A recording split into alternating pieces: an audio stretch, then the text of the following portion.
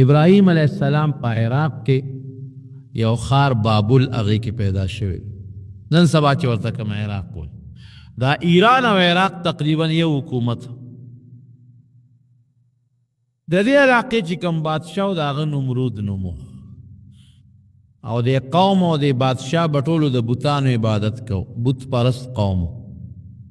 بلکې د دې سرکاري او حکومتي مذهب هم بت پرستی وه لکه زموږ سرکاري مذهب دا اسلام دی اگر چې زموږ دا خو په خولې یادوي خو بیا هم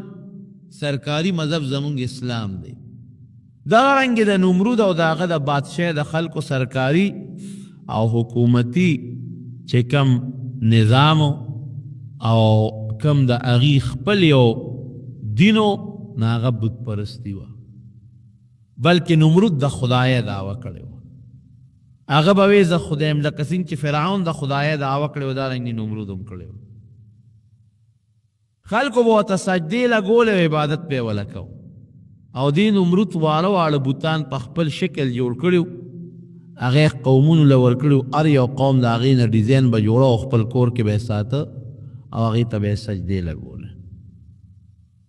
ابراهیم علیہ السلام متعلق قرآن حکیم کې الله فرمائی ولقد آتینا ابراهیم رشده من قبل وی مونږ د ډېر مخکې نه دې لا ماشوم او راکوټې و چې دې له مونږ په لکه هدایت اچولو حق او باطل یې پیژنده هدایت دې ته ووایي هدایت هدایت هدایت څه ته هدایت دې ته وایي چې په انسان کې یو صفت پیدا شي او د هغې په سبب دې حق او باطل پیژن نو دله مونږ د ماشوموالي نه دا سوچ او فکر ورکړی حق یم پیژنده او باطل یم پیژنده او الله فرمای که څوک یو سوال دلته وکړي چې دا ولې ابراهیم علیه السلام له خدای دا شی ورکو ای وکنا به عالمین الله وی د ابراهیم علیه السلام وجود مونږ ته معلوم و چې دا پاک وجود دی دله دا شی ورکول پکار دی لا ماشوم و ابراهیم علیه السلام چې لږ غوندې دی پوه شو په خبر بالغ لا نه دی نو مور سره ناستو د مور نه ړومبې تپوس وکړه وی من ربک مور ستا خدای څوک دی رب دی څوک مور ورته وی وی ربي ابوک وی زما رب ستا پلار دی ځکه ماله چې رزق راکوي او روزي راکوي خو ستا پلار یې راښی ابراهیم علیه السلام هوښیارتوب ته وګوره وی من رب ابي وی زما د پلار رب څوک دی مور ورته وی وی ستا د پلار رب نمرود دی وی خمور د نمرود رب څوک دی مور ته څپېړه وویسته وی چپ هو ربنا الاعلی دی خو زمونږ لوی خدای دی د هغه متعلق ور چې کشو نه کړي ابراهیم علیه السلام وی نه دا خبره دی غلطه ده وی ربنا الله لا اله الا هو وی رب زمونږ الله دی هغه خدای چې د عبادت نه لایق هغه سره بل څوک شریک نشته هو ربنا ورب كل شیء وی دې زمونږ هم پروردګار دی او د هر څیز هم پروردګار دا ټول کائنات او دا ټول مخلوق هغه پیدا کړي بس ابراهیم علیه السلام به د بوتانو نفرت کو او یو ځای دعوت چلوه بل ځای دعوت چلوه خلکو ته به وی چې ګورې رب زمونږ الله دی زمونږ پالون کې زمونږ پروردگار زمونږ خالق زمونږ مالک زمونږ جوړون کې زمونږ وجون کې مونږ له هدایت راکون کې دا الله پاک دی دله په دې کارونو کې بل هېڅوک شریک نشته لارې د بادشاه خاص سړی و قرآن حکیم کې د پلار نوم آزر ذکر کړی دی اذ قال ابراهیم لابیه آزرا او د تاریخ په کتابونو کې تاریخ راځي علماء لیکي چې خپل نوم یې تاریخ و تی الف ریخې او آزر لقب لکه یو سړي خپل نوم یې او لقب یې وي دا د بادشاه خاص سړی و د هغه د وجې نه به ده ته چا غږ نه کو ابراهیم علیه السلام و هر چاته به نصیحت کو یو ځل به قوم نه تپوس وکړو ستوري ښکارېده د شپې وی دا ستوري څوک دي وی دا هم ستاسو رب دی هغې به ستورو کې چا به د ستورو عبادت کو چا به د نور کو چا به د سپومۍ کو هغې وی او بلکل دا زمونږ رب دی ناستو قوم ته نصیحت کو دې کې رڼا را خطا شوه د سار هغه ستوري غایب شي وایي څه شو ستاسو هغه خدای وایي خو پرېوته او انی لا احب الآفلین وایي چې کم خدایان پرود یو وخت کې رڼا وي او بل وخت کې نی امین لري پکار بیا یو بل وخت کې یو قوم سره ناستو هغه قوم چې هغوی د سپومې عبادت کو سپومې راښکاره شوه هغې قوم ته وایي وی تاسو څه وایئ چې دا زمونږ رب دی دا سپومې هذا ربي هغوی ورته وی او دا زمونږ رب دی وګوره که نه څومره ښایسته ښکلې رڼا کوي دنیا ترې روښانه ده غږ یې نه کو نصیحت خبرې ترې کولې چې سپومې پرېوته او رڼا یې ختمه شوه وی انی لا احب الآفلین وی کم خدای چې رڼا یو وخت ورکوي او بل وخت کې نه ورکوي هغه مې نه دی پکه هغه سره مې مینه نشته سار وقتی او بل قوم لورغی قوم کم قوم چې د انوار عبادت کو نور راوخت فلما رأى الشمس بازغة قال هذا ربي نور راوخت هغوی ته وی دا رب دی هغوی وی او هذا اکبر دا خو ډېر لوی خدای دی دې ټولو رڼا خو د دې نور نه حاصله شوې ده چې ماښام شو بیا ولا راغی وی خدای هم څه شو وی پرېوت وی کم شی چې پرېوځي هغه خدای نه دې قوم ته نصیحت کو په یو طریقه باندې پلار ته نصیحت کړې مور ته نصیحت کړې قوم به سره مقابلې کولې پلار یې بوتان جوړول بلکې د بوتانو ډیزاینونه به یې جوړول ډېر زیات ماهر و په دې کې چې بوتان به یې جوړ کړل نو ابراهیم علیه السلام له به یې ورکړل وي بچې دا یو سو بازار کې خرڅ کا مطلب دی دا و چې له ده سره لږه مینه پیدا شي نو چې پلار به یې لګیو بوت به یې جوړو هغه سولې او سټک به ورسره و په هغې به یې وله پوز او سترګې جوړو دی به ورته خوا کې ناست و چې هغه به هغه سویل له ټس ورکړه نو ده به سویل له دیکه ورکړه چې دیکه به یې ورکړه هغه خوار به پرې خواري کړې وه پوزه به یې جوړده وله ټوله پوزه ماته کړه نو بیا خو بوت بېکاره شي نو پلار به ورپسې کوتک راواغست چوکه راواغست ده به یې منډه کړ وی زما هغه ټول بوت مې جوړو نو هغه دې راله ټول کار خراب کوې بابا کوم بوت چې ته په لاسو خپلو لاسو جوړی او کوم بوت چې زما د سوک نه ځان نشي بچ کول ځان له پوزه نشي بچ کولی نو هغه ته تاسو څنګه سجدې کوئ عبادت وله کړ خو پلار به پې دا بوتان خرڅول چې دا ته یو سو خرڅوه چې مینه دې پیدا شي یو ځل وله پلار یو ډېر مزېدار ښکلي بوت ورکړ او هغې وله په دغه کې بند که په صندوق کې ای بچې دا میلې له یو څه بازار له دا خرڅ که په دومره پیسو ابراهیم علیه السلام په اوږه چې په اوږې که او د پلار د سترګو نه یې اخوا کړ نو ځمکې له یې راوویشت او خپک یې وله پړې واچو او پړې یې د لاس کې نیولې او دې ته مخکې او بوتې ځان پسې راښکه او اواز به یې کو من یشتریني من لا ینفعه ویضره وی هغه شی به مانه څوک والي چې فایده چاته نه رسوي او ضرر رسوي فایده پکې نشته ضرر پکې دا دی که ته اعزاز کې او سجدې ورته کوې نو خدای به درنه تپوس کوي خلکو به زر هغه بوت راواغش ای ابراهیم دا دې څه چلو که زمونږ خدای په ځمکه راکړه قمقل خلک د دې بوت پرستو نه کم خلک چې بوتانو ته سجدې لګوي د دې نه قمقل خلک بل نشته دا بېوقوف خلک دي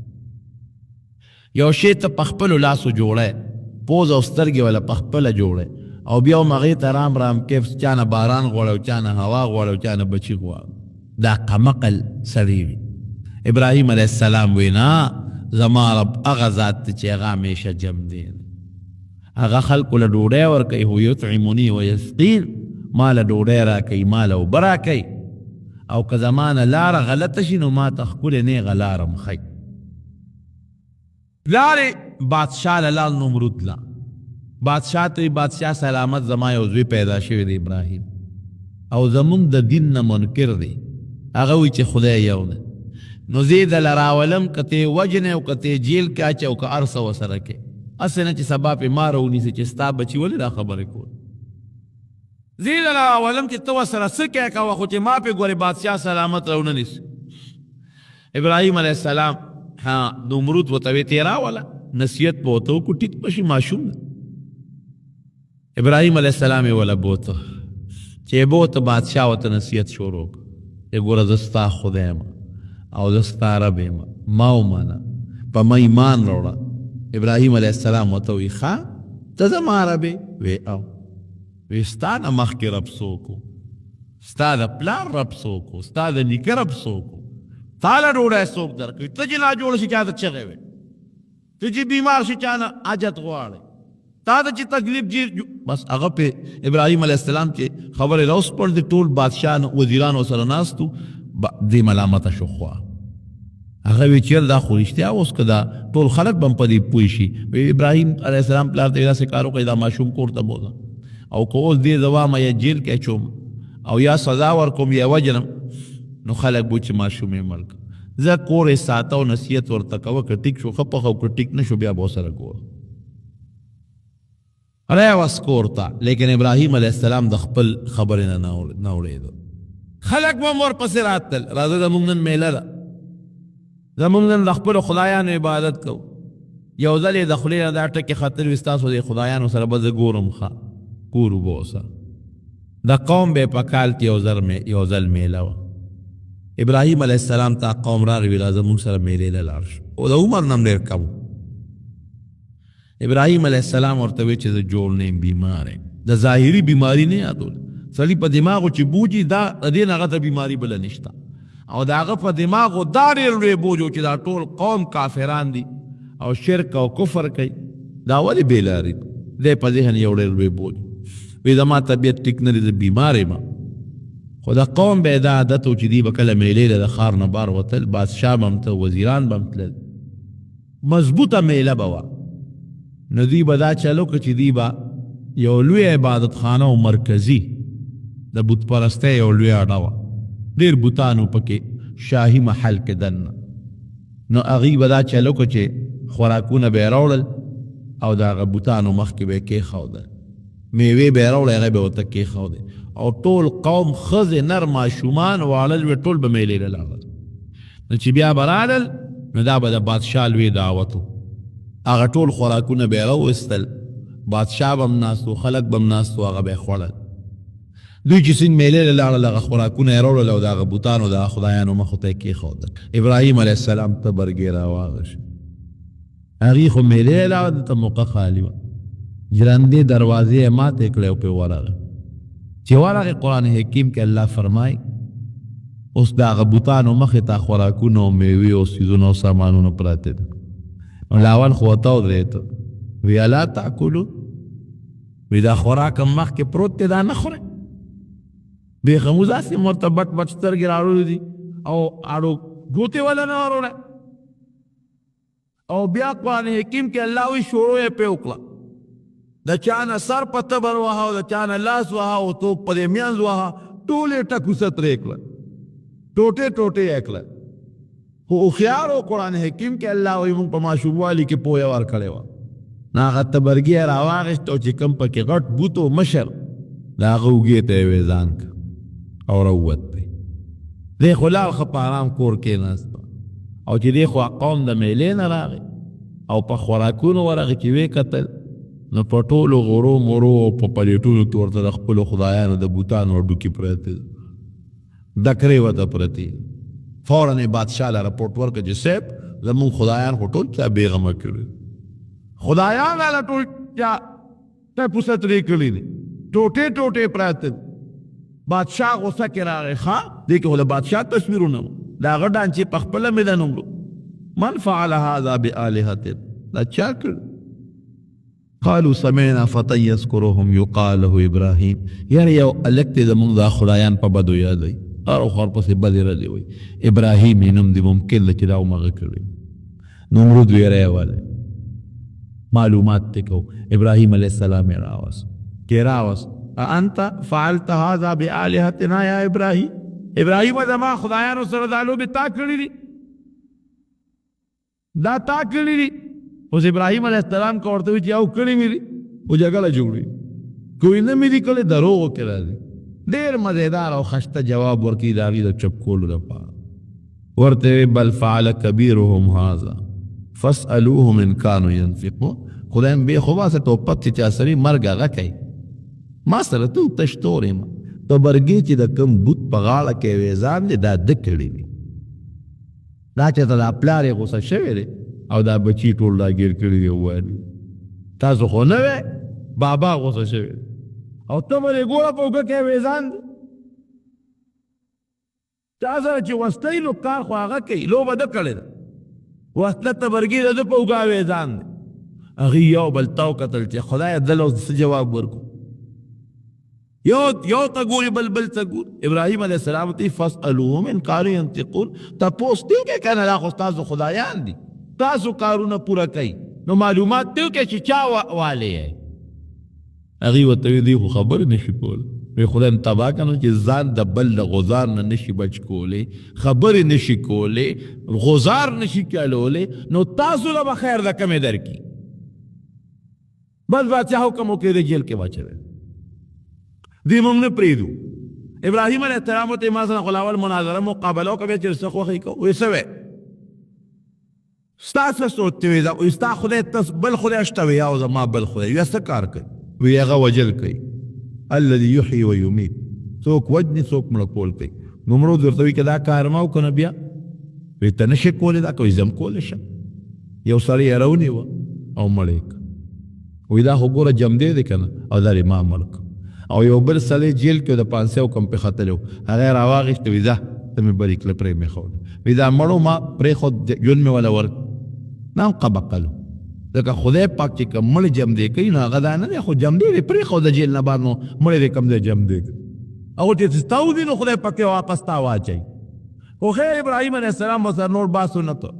دی ورته وویل ښه ما رب یو بل کار ګوري چې تا هغه توله شي وی څه کوي وی زما رب چې دی د مشرق نه نور راخیجوي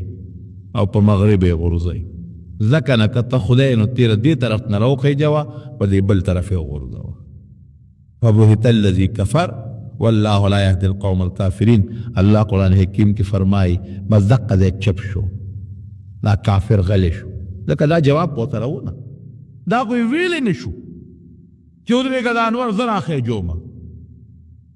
دې بل طرف نه یې راخیجومه بس غلی پاتې شو بادشاه پوه شو که دا ابراهیم علیه السلام اوس دله زه سزا ورنکم او دې پرېږدم خو دا ټول خلک کېدي چې زما د خدای نه څه انکار د نورو خلکو عقیدې راته بل شان نشي نو اعلان یې وکړ وی دې به سوده و جیل کې واچوی او داسې سزا به دله ورکوم چې په مخ د ځمکه داسې سزا هېڅ چاته هم نه میلاو شوی د ښار نه بار یې اور بل کړ او اعلان یې وکړ بادشاه مختیارو وی دا زه د دې ابراهیم نه د هغه خپلو خدایانو انتقام اخلم نو د چا چې په دې بوتانو باندې ایمان دی په دې خدایانو هغې دې لاړ شي او ګیډي خشاکونه دې راوړي او دې غورځوي چې ابراهیم علیه السلام ته وسولو خلک به تلل او د برکت دپاره چې د خپلو خدایانو بدل اخلو ګیډي ګیډي خشاکونه به یې راوړل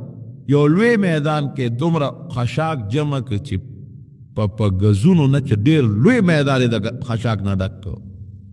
او یو ورځ یې مقرر کړه په هغې کې ابراهیم علیه السلام راوویسته اور یې ورته ورکړ هغې چې کومې غرغندې وکړې دوی له چل نه ورته چې اوس ابراهیم علیه السلام پکې په کومه طریقه ورغورځو ولې هغې ته څوک نږدې کېدی نه شو ابراهیم علیه السلام خدا دې په خپله نه ورته دی به ورغورځو څنګه به پکې دی ورغورځو د ډېر لوی اور دی او د هغې غرغندې داسې اسمان دی نیمې ته ډېر اوچتو اوچتو پورې تلې شیطان د انسان په شکل ولا راغلی شي هغه ورته چل وښو یو ټال جوړ کړي او په هغه ټال د ابراهیم علیه السلام کېنوي او هغه ټال له جوټه ورکړي نو چې دا ټال اوچت شي نو دا پړی پرې کوي نو دې به سره د ټال نه د هغه جهنم د اور دې منځ ته ورغورځي ټال یې وله جوړ کړو د لویو لرګو ابراهیم علیه السلام یې پې کېنه او دې وخت کې د ابراهیم علیه السلام عمر ګورې 14 کاله دی دې نه اندازه ولګوئ چې څومره د لږ عمر و چې د خپل قوم سره مقابله شروع کړو ماشوم بچی دی که د 14 کالو په عمر کې خو یې بادشاه اور ته غورځوي نو چې د څومره وخت نه به د نصیحت شروع کړی او دعوت به یې شروع کړي د خدای د یووالي او د کفر او د شرک مقابله ځکه الله قرآن حکیم کې فرمایي لقد آتینا ابراهیم رشده من قبل وی موږ ورته مخکې نه په ماشوموالي کې هدایت ورکړو دې په ټال کېنه او کله ټال اوچته او ټال نه اوچتېد هغې ټال راکاږي او ټال نه اوچتېږي ابلیس وله راغی هم حقه په هغه شکل لکه تا خو موږ ته ټال چلو خو دا ټال نه اوچتېږي زور خلک ورکوي یا فرشتو کلک نیولی چې ونه خود ابلیس خو پوهېده هغه یې داسې کار وکړی چې سرتورې ښځې راولئ چې سرونه یې ښکارئ او هغې دلته ودروئ چې هغې ګډا شروع کړي نو دې به په خپله دا تال به بیا چې دیکه ورکې روان به شي ښځې یې راوستی چې جینکۍ راوستی او د هغې سرونه یې سرتور کړل نو چې ټال له ګوتې یو ټال روان شو دا ولې رونو دا د دین مسله ده چې کوم ځای کې پیغلې جینکۍ وي سرتور هلته د رحمت فرشتې نه ټینګېږي د رحم فرشتې قطعا هلته نه راځي د خدای فرشتې لاړې شي کوم ځای چې تصویري کوم ځای کې چې ګډا کېږي کوم ځای کې چې د ښځې سر توري هلته د رحم فرشتې ګورې بلکل د ښځې دپاره سر تور کول دا ډېره لویه ګناه ده د ګناه نه ګورې ځان ساتئ زنانه په خپلې پوهې کې چې سر هر وخت د زنانو پټي بلکل چې سر توري باید زنانه چې کور کې نارینه وي نو سر لا بیا هم پټی او چې نارینه نی نو بیا سر توري زړی وي سړي خو هسې نشته نو ټیک د خپل عقل خو دې خوچلو چې سړی نشته سر به مې سرتوري سړی خو نشته لیکن د رحمت فرشتې خو تښتي که نو که کور کې سړي وي او که نه یو خو د ضرورت په وخت کې سر ښکاره کولی هغه د ضرورت بعضې وخت کې لکه زنانه مثلا غسل کوي یا بل څه وجې جامې دغه بدلوي را بدلوي جدا خبره لیکن هسې به زنانه په کور کې سرتور سر بلکل نه ګرځي که نارینه په کور کې وي او که نارینه ني تاله چې څنګه اوچت که او دې وخت کې چې دې تال اوچت که او اور کې پرېوځي نو فرشتو خدای ته چغې جوړې کړ یا الله په مخ د ځمکه د اسمان لاندې او ځمکې د پاسه صرف یو ابراهیم دی چې ستا نوم په سچ اخلي دا د توحید او د یووالي قایل دی نو ټوله دنیا کافران او مشرکان نو خدای که دا یو ابراهیم دا ماشوم دې اور ته وغورځېږي تر قیامته پورې بیا ستا د نوم اخیستو والا ګورې خدای څوک پاتې دی فرشتې هلته خدای ته په چغو شو الله وی ما ته څه وایه وی خدای امداد یې وکړه وی تاسو یې کولی شئ وی او خدایه وی د تاسو ته اجازت تاسو امداد وکړئ خو یاره الوته ووایه که ستاسو نه امداد غوښته نو بیا وله وکړئ چې دې په ټال کې نه اوچتۍ فرشتې راورسېد وی ابراهیم موږ د خدای فرشتي تاله راغلی دا د باران فرشته ده اوس حکم وکړه چې باران به دونه راولي کې ستا د پرېوتو نه مخکې به دا اور ټول ختم کړي دا د باد او د سیله او د زول فرشته ده حکم وکړه اوس به زول راولي دا ټول اور به د نمرود او د قوم په دې کورونو کې دله خور کړو ټول وطن به وسوځو دا د غرونو فرشته ده حکم وکړه چې غرونه راوالي په دې خلکو په دې اور د پاسه کښېني ته چې کومه طریقه د موږ نه امداد غواړې موږ سته امداد کولو شو د خدای نه هم تپوس کړی ابراهیم علیه السلام له خدای ډېره مضبوطه پوهه او عقیده او سوچ ورکړی و او ته څه وایي وی زما رب الله دی او خدای زما نه خبردار دی او ما ویني که خدای پاک مې امداد کوي په خپله اودي کي او که خدای به امداد نه کوي په سوځولو مې خوشحالي او مې دې سوځوي بس خبره خلاصه شو د خدای کې څه خوښه یې هغه له ما خوښه ده که زما سوځېدل د خدای خوښ یې زه په خپلو سوځېدو م خوشحاله که زما بچ کول د خدای خوښ یې نو بس بچ مې نه کي بایدي بستامي رحمت الله علیه یو ځای کې اوسېده یو دریاب راغی او کلی غرق و بلکل دومره اوبه زیاتې شوې چې په کلي راختې او یو لوی بند و که هغه بند یې بس شلولی وي نو ټول کلی غرق کېده بایدي بستامي رحمت الله علیه خلک رالو وی صاحب دا کلی غرق کېږي وی هلکه سم شی وی بس څوک اوس کلی غرق کېږي بند یو ټول کلی غرق کېږي بایدي بستامي رحمت الله علیه ورته وی خدای د چغې ووهه موږ خدای د ډېرې چغې ووالې کار نه کوي ته راپاس تم په دې کلي کې وی خمارې سسکوره راواله رسکوره یې وله راوړه چې ورغې بند ته یې سسکوره ونیوله بند کنول یې شروع کړی قوم ورته وي د خدای بنده ته موږ دې له راوستو موږ راوستو چې ته به خدای ته سوال وکړې دا دریاب به ختم شي دا سیلاب به ختم شي نو ته خو هغه شته بند راله نه رهې ته را دې نه خو سیلاب یا ګنټه پس راته نیمه ګنټه پس به راشي غرقې هم ښه پوره وی ګوره ما خو درته وایي چې ما مه پازاب چې سکسسکوره ورته روان شو چې سم پوښی کوي وی نه د خدای دپاره سوال وي ما خپل کار ته پرېږدی کلي به خدای نه غر کوي وی دا ته چې را بند نه وی ګوره ما خدای ته دا سوال وکړ چې یا الله ستا څه خوښی زما هماغه خوښ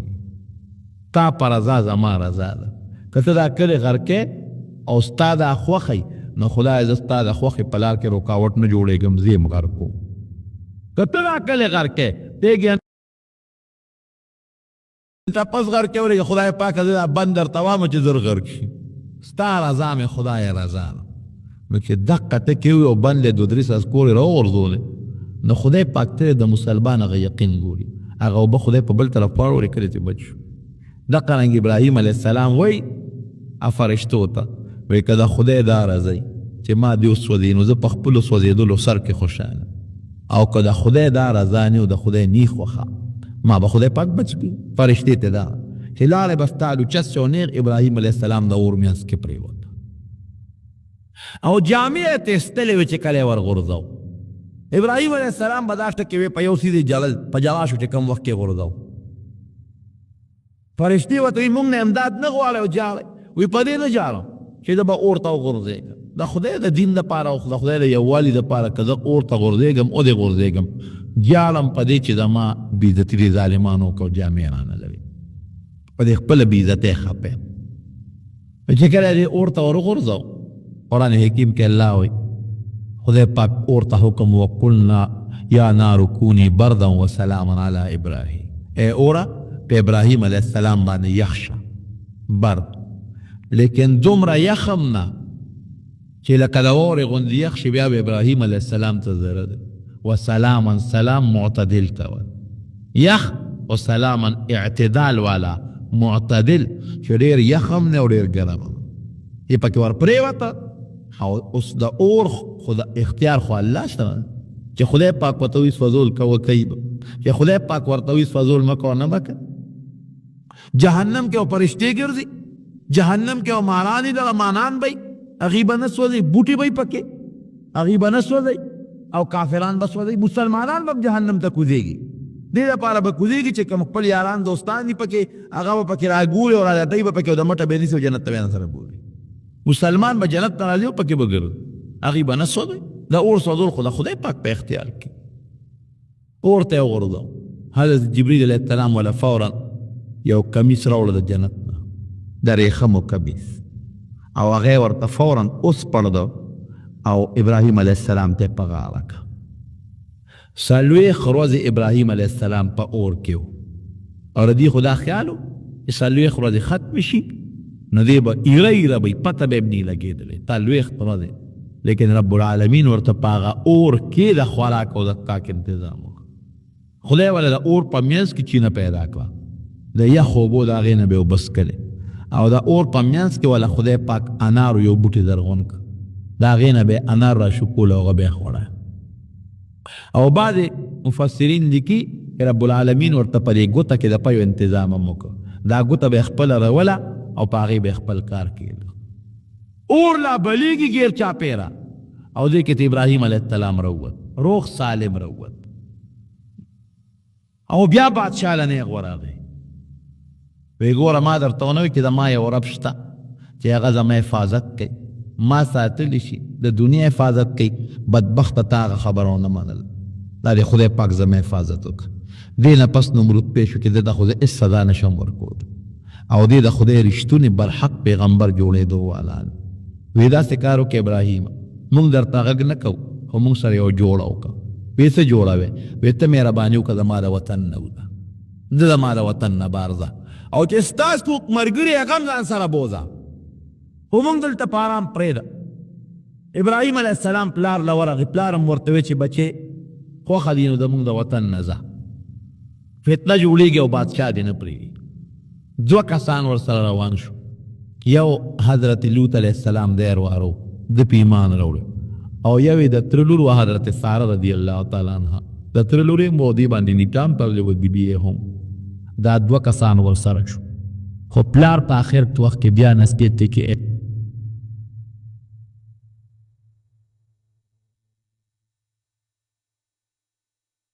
زه به تعالی د خدای نه بخښنه غواړم او خدای په ما ډېر زیات مهربانه دی بخښنه به دله غواړم ډېره موده پورې والا بخښنه غوښته پته ورته نه وه چې کافر له بخښنه نه غواړي بیا چې کله خدای منې که وی باز دې نه پس به د خپل پلار له بخښنه نه غواړي قرآن حکیم کې الله فرمایي ما کان لنبي والذین آمنوا ان یستغفروا للمشرکین مسلمان سړی یا پیغمبر به کافر له بخنه نه غواړي. او که ابراهیم علیه السلام غوښتنه بخنه نو هغه د پوی نه په دې نو پوی چې ګنې کافر له بخنه غوښتل منه دي، د هغې نه مخکې بخنه غوښتل. حدیث کې راځي نبی علیه السلام فرمایي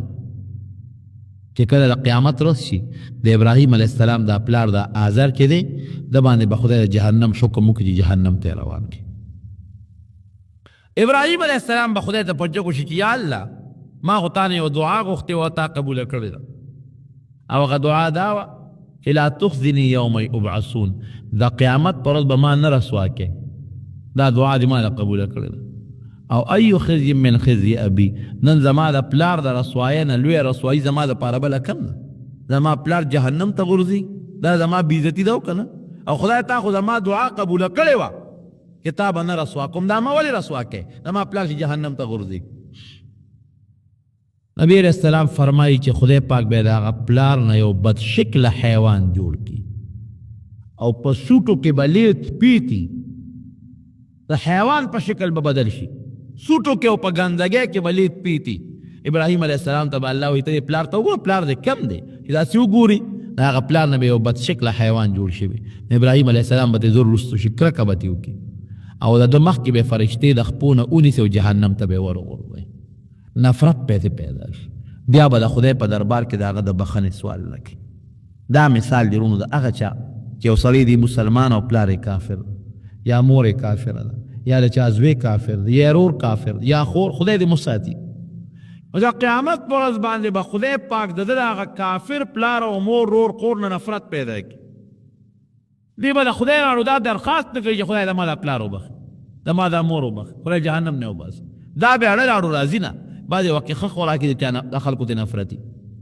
ښه شي وي د خلکو د دنیا کې نفرتي. نو که پلار یا مور یا د قوم بل څوک په جهنم کې پراتی، د دې مسلمان جنتي په زړه کې به ته خدای پاک نفرت او کرکه پیدا کړي او سوال به هم نه کوي که خدای ته وبخي. بار صورت ابراهیم علیه السلام سره د هغه خپلې ښځې حضرت سارې رضی الله عنها او د تره د زوی د لوط علیه السلام سره د عراق نه روان شو او کم خوا تلل؟ نیغ روان شو شام ته، کم ځای کې چې فلسطین دی او بیت المقدس دغه علاقې ته روان شو. په لاره ځان له څه تجارت او څه کاروبار هم روان کو، ګډه چیلی والا خدای پاک ورکړه دی او د هغې حفاظت یې که ورو ورو په لاره روان دی، یو ځای خیمه ښخه کي بیا ځي، بل ځای خیمه ښخه کي بیا ځي، بل ځای خیمه ښخه کي. خدای پاک والا ګډه چیلی ګڼی کړو. په لاره ځي مصر ته راغله. مصر کې یو بادشاه او ظالم بادشاه، هغه د زنانه او د دې ښځو شوقي و، ګنده سړی و، فطرتاً پلیت. هغې بادشاه چې په لاره به څوک تل او چا سره به خور وه یا ښځه به وه یا لور به وه، هغه به یې ترې واغېشته. نو که د چا کمې ښځې خاوند به و نو خاوند به یې وله وجه، او که خاوند به نو بس رور او یا پلار به و نو اجینۍ به یې ترې واغېشت او جزې تاسو په مخه ښه. ابراهیم علیه السلام ته لار کې چې و چې تا خو لاره ډېره سخته غلطه رانیولې ده. ویل مخکې یو ظالم بادشاه دی او هغه بادشاه د خلکو نه ښځه اخلي، لور اخلي. نو که دا ورته پته ولګي چې دا ستا ښځه ده نو تا به هم مړ کړي او دا به هم دنه والي. نو یې بیا نو یې بس په یو څیز بچ کېدی شي او هغه دا دی چې ته دا ووایه چې دا زما خور ده، نو دا خو به دنه والي، دا خو درته پرېږدي نه، خو ته به د مرګ نه بچ شي. دی په دې سوچ کې چې دی کې د بادشاه پولیس پرې راغله. ابراهیم علیه السلام د خپلې ښځې حضرت سارې رضی الله عنها ته وایي داسې کار دی ګیر خو شو او د خدای نه زه امداد غواړم، کوم خدای چې په اور کې زه بچ کړم هغه خدای به دلته کې ما د بېعزتۍ نه بچ کوي. خو ته یو مهرباني وکړه، که بادشاه درنه تپوس وکړه چې دا ابراهیم ستا څه دی، نو ته ورته دا مه وایه چې دا ما خاوند، ته ورته ووایه چې دا مې رور دی. او ګوره دلیل هم ورته ول، وی مونږ ټول د آدم علیه السلام اولاد یو او مسلمانان یو. نو مسلمانان خپل منځ کې سره رونه خویت دي که دا رښتونې که یو سړی خپلې ښځې ته ووایي چې دا زما دیني خور ده مسلمانه، یا ښځه وایي چې دا زما مسلمان رور دی خپل خاوند ته وایي، دې کې هېڅ هم نشته، ګناه الفاظ نه دی. مونږ ټول رونه یو، دا رونه خویندې دي ټول مسلمانان، نسبي نه دي، خپل سکر او خور چې ورته وي هغه نه دي، لیکن ټول د آدم علیه السلام اولاد دي. هغې ویې ډېره ښه دی بادشاه له بوتله، بادشاه یې تپوس وکړو چې چا سره را روان دی؟ وی زما یو ورور دی هغه سره. نو ابراهیم علیه السلام خو په دغه ټکي د مرګ نه بچ شو بادشاه ورته نیت خراب کړ چې نیت یې ورته خراب کړ خدای پاک یې لاسونه اوچ کلس کړل بلکې یو روایت کې راځي چې خدای پاک ابراهیم علیه السلام ته دا منظر مخامخ ښه و چې د پړک کې مې څه شک رانه شي بادشاه دې ښځې ته وایي چې ته څوک یې ما خو چې تا ته غلطه اراده وکړه خدای مې لاسونه اوچ کړل ته څوک یې وی ګوره ته ما ته نشي رانږدې کېدلی ولې وی زما چې تا ته وایي چې مې رور دی مې رور نه دی هغه د خدای یو لوی پیغمبر دی او قصه یې ورته وکړه چې دومره د جلیل القدر پیغمبر دی هېڅ قسمه ما ته ته رارسېدی به نشي د هغې عقیده مضبوطه شو وی ښه نو د خدای نه سوال وکړه چې ما خدای جوړ کړي نو پرېږدم دی د خدای نه سوال وکړي خدای جوړی کړي چې جوړ شو حضرت ساره رضی الله عنها خوبصورته وه د زړه کې بیا ورته ناروا نیت راغی بیا قصد وکړه بیا خدای په لاسونو اوچ کړه 3 ځله دا کار وشو اخره کې بادشاه ابراهیم علیه السلام راوغوښته پوه شو چې دا ښځه خو د یو لوی پیغمبر د پیغمبر بیبي ده او خاوند یې لوی سړی د ابراهیم علیه السلام یې ډېره لویه مېلمستیا وکړه او معافي ترې وغوښتله او ډېر لوی اعزاز او اکرام یې ورکوي ما سره دلته پاتې شه او یو روایت کې راوي چې دغه بادشاه په ابراهیم علیه السلام ایمان هم راوړو ستا په لاس زه بیعت کوم او زه ایمان هم راوړم زما ټول قوم په ته ایمان راوړي ما سره پاتې شه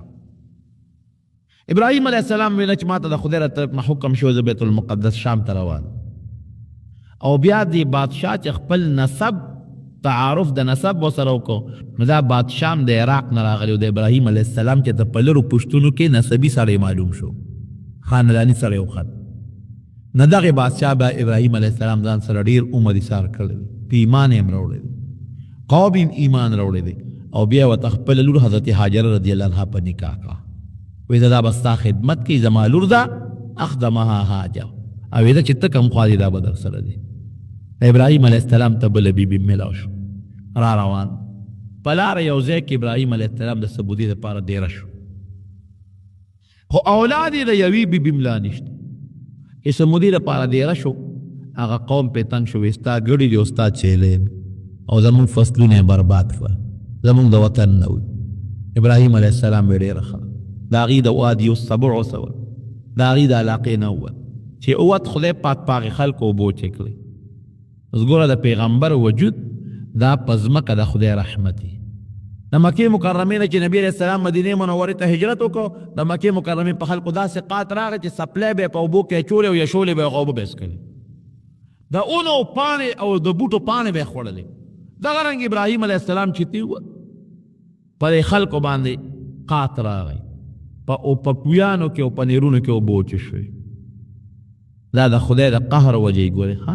نن زمونږ په دې وطن چې باران نه کېږي که نه او اوبه نشته دا د خدای قهر دی مونږ د ګناهونو نه خدای ته توبه نه وباسو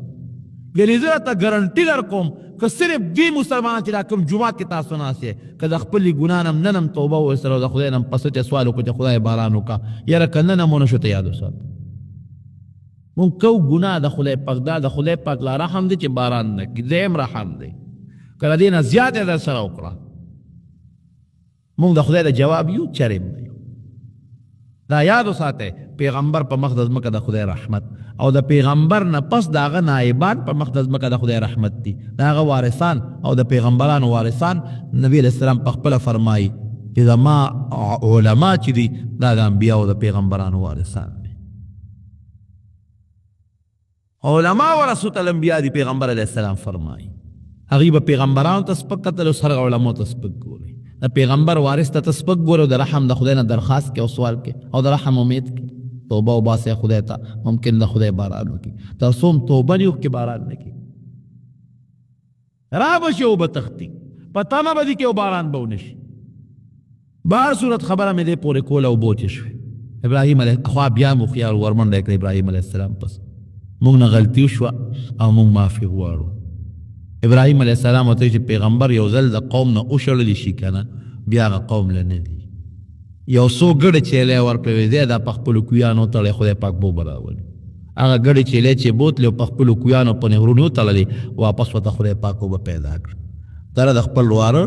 لوط علیه السلام او د دواړو بیبیانو شام ته روان شو لوط علیه السلام ته په لاره یو بل قوم صدوم ته ما راته مخکې قصه کړې وه هغې ته ولېږلی شو او ابراهیم علیه السلام سره دواړو بیبیانو دی لاړه او په شام کې دیره شو.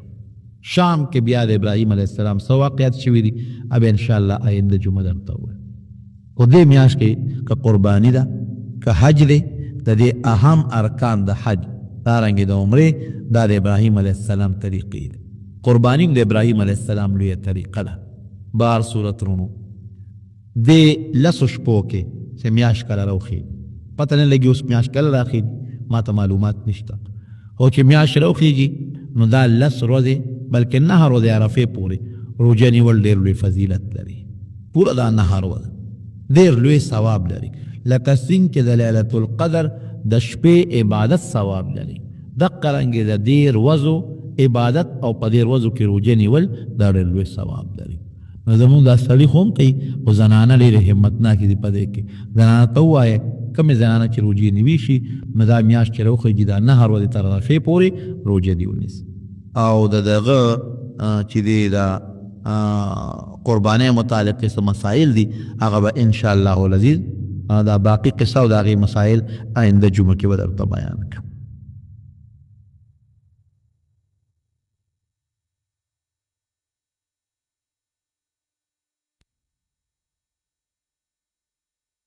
او بالکل اعتکاف کله چا نه فاتح شوي وي او رمضان کې بالکل د هغې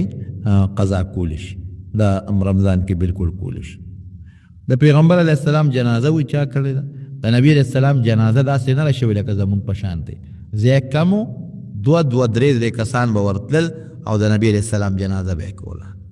چې 2-3 4 څونه په هغه ځای کې زیدي شو ځکه پیغمبر د هغه ځای نه دا د نبي اسلام یو خصوصیت و چې هغه کوم دی وفات شو ملته به پروت وي د هغه ځای نه به یې اخوا کوی نه. نو په هغه کوټه کې دننه 2-3 4 کسان به ورتل او جنازه به یې کوله او داسې جنازه هم نه لکه زمونږ اسې دعا تکبیرات به وي او دعاګانې به یې غوښتلې. دا د نبي علیه السلام جنازه وه. قرآن شریف کې الله فرمایي وما للظالمین من حمیم ولا شفیع یطاع. قیامت پر ورځ د ظالم به هېڅوک داسې نه کي په د زړه وسوځئ او د ملګرتیا وکړي. څوک به دوست نه د قیامت په میدان کې څوک ملګری به نه د قیامت په میدان کې او داسې سفارشي به نه کې د ده دپاره د هغه سفارش ومنلی شي. وما للظالمین من نصیر. الله وی د ظالم امدادګرې به بالکل نه. زمونږ بزرګانو او مشرانو په دې باب کې ډېر احتیاط کړی دی ډېر. مولانا اشرف علي تانوي رحمت الله علیه یو ځل په یو سفر ته هندوستان کې عموماً چې خلک سفر کوي نو په ریل ګاډي کې کوي. نو دی د سهارنپور نه تانبون ته په ریل کې ته نو د یو ځای کې جلسه وکړه دی راغلی و د خپلو شاګردانو دوستانو مریدانو سره. نو خامخا دا شاگردان دوستان مریدان بندله څه تحفې تحایف ورکړي. نو د سره یو د سامان غوټه برابر شوه. نو په دې ریل ګاډي کې او په دې جس کې بعضې سامان داسې وي چې هغه ته په لاس کې وړې تا ته د هغې اجازت وي او بعضې سامان داسې وي چې هغه په لاس کې ته نشې وړې په هغې کې درته د لاسو اجازت نه هغه به ته حکومت له ورکوې حکومت به درنه د هغې کریلی. جس کې بعضې سامان داسې وي چې بنده وړي د هغې باندې لیکلي چې 30 کیلو یا 40 کیلو یا 45 کیلو دا فری دی مفت او که د دې د سامان زیات که د دې به درنه بیا مونږ کری اخلو. دقه رنګې زما وروڼو په دې ریل ګاډي کې هم دی چې څومره سامان ته وړې شي د لاسو د هغې خپل مقداري دا د سره مفت وړه او چې د دې اندازې نه زیات شي هغې له به ټکټ اخلي د هغې به باقاعده حکومت سره پیسې راخلي. نو مولانا اشرف علي تانوي رحمت الله علیه سره سامان زیات و د خپل ټکټ خو د شاګردانو اخیستی و. نو دی کې د سهارنپور د ریل سټیشن ته راغی د خپل ټکټ خو شته او سامان ورسره زیات و. ده ته تپوس وکړه چې زما سامان خو زیات دی او دا سامان به زه څوک هم نو چاوی چې مخامخ هغه کړکۍ ته ولاړ شي دا به هغوی وزل کي نو چې څومره سامان دی نو دا کیلو په حساب به تا نه پیسې ولي د هغې به دله رسید درکړي د وی ډېره ښه ده شاګردان ورته وی صاحب دا څه کوې د خو تا ټوله دنیا پېژنې ډېر لوی عالم تا ته څوک غږ نه کوي هغه وی نه خامخا د دې سامان ټکټ رالم دا ګناه ده چې دا سامان زما زیات دی د خپلې اندازې نه او زه بې ټکټه دا سامان یوسم نه کېږي هغې وی صاحب داسې دی چې ګاډی ریل ګاډي ټیم لږ دی او ګاډی تیار دی ګاډي ته نه ځي یا څه چې کېږي دار دی چې بلکې به لاړ شم چې دی ورغی هغه کړکۍ ته مخامخ ودرېده نو هغې ته لوی لین لګېدلی و غټ لین لګېدلی دی خدای پاکه شاګردان وی چې دا په دې لین کې دی د کړکۍ ته رسېږي نو دا خو دومره وخت دی چې دې کې به دې ګاډي تلي دې خو به داسې پاتې شي غیر الحضرت ته لږ سوچ وکړه څنګه سوچ وکړم وی چې دا تا نه دومره اویا اتیا کسان مخکې دي او ستا نمبر راځي څونه ګنټې پس به دې راځي ته په دې لږ سوچ وکړه او چې بیا هلته نمبر دې راشي ورشي ټیکټ اخلي په هغې به څونه ټایم لګي لیکن ګاډي به د ګاډي خو دغه 15 منټه ټایم پاتې دی نو ده ورته وی څه چل به وشي وی ګاډي به لاړ نه یو بل ګاډي به ني یو بل به خو د هغې خپل ټایم دی هغې کې به لاړ شم هېڅ مشکل نشته خو ګناه خو نشم کولی ناروا خو نشم کولی حرام خو نشم کولی چې دا سامان زه ګاډي ته وخېږم هلته قولي به راشي ما ته وي سامان دې ډېر دی بیا به څه کوم د ټولو خلکو مخکې مې رسوا کړي بیا به څه کوم الله د قیامت پر ورځ نه تپوس وکړي چې تا بې ټکټه سامان ولې وړی دی بس شاګردان خو غلي شو لین کې ودرېد چې لین کې ودرېد د دې ریل ګاډي یو افسر ولا راغی هغه وپېژن هغه رامنډه کړې صاحب السلام علیکم څه کوې صاحب وی دې لین کې ولاړې ما او دا سامان ټکټ رالم هغه وی راځه دې سره وړم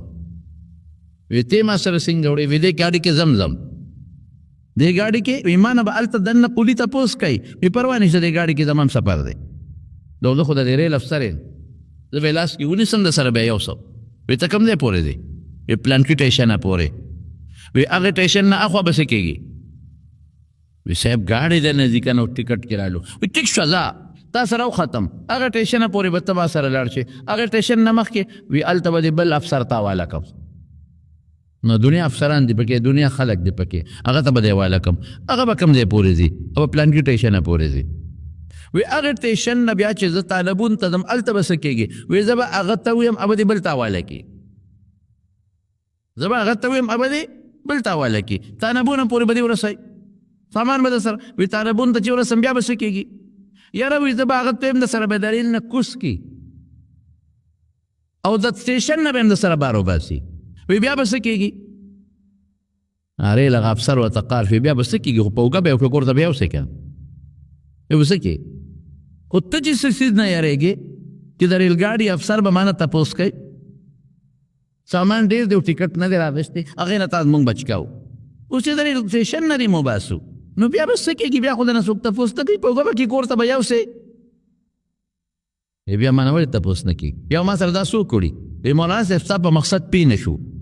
ته مونږ په خپل مقصد پوه کړه وی زما مقصد دا دی چې د ریل ګاډي نه کوز شمه نو بیا زما د هغې نه پس یو بل سفر به شروع کړي نمبر هغې سفر کې به ما سره څوک ملګري هغې سفر کې چې ما نه پرې کې چې تا دا سامان د پلانکي ټیشن نه پلانکي پورې وړی دی او د دې کرۍ دې نه ورکړی هلته به مې څوک بچ کوي دلته به مې ته بچ کې ځه ټیشن کې هم ته بچ کې یو ټیشن نه بل ټیشنه پورې هم ته بچ کې د بل ټیشن نه بل ټیشنه پورې هم ته بچ کې د بل نه بله پورې هم ته بچ کې د بیا د ټیشن نه د بار وتو پورې هم ته بچ کې خو چې زما د مرګ نه پس کم سفر شروع شي خیرت او جنت ته هغې سفر کې به مې څوک بچ کوي بس اپوه شو چې واقعي مونږ سره خو د دې معمولي سفر فکر د دې کې هم غلا کوي چې سفر ګاډي ته لاړ لیکن مولانا اشرف علي تانوي رحمت الله علیه په هغه ګاډي کې ونه خته هغه سامان د خپل ټیکټ راواغېسته او بل ګاډي کې لاړ هېڅ پروا نشته 2 غنټې وروسته به کور ته ورسم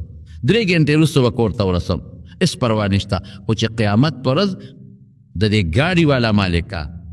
او دا ګاډی کې د چا دی د حکومت دی د سرکار دی او که پردی دی چې د لاس زما په ګریوان کې نه پراته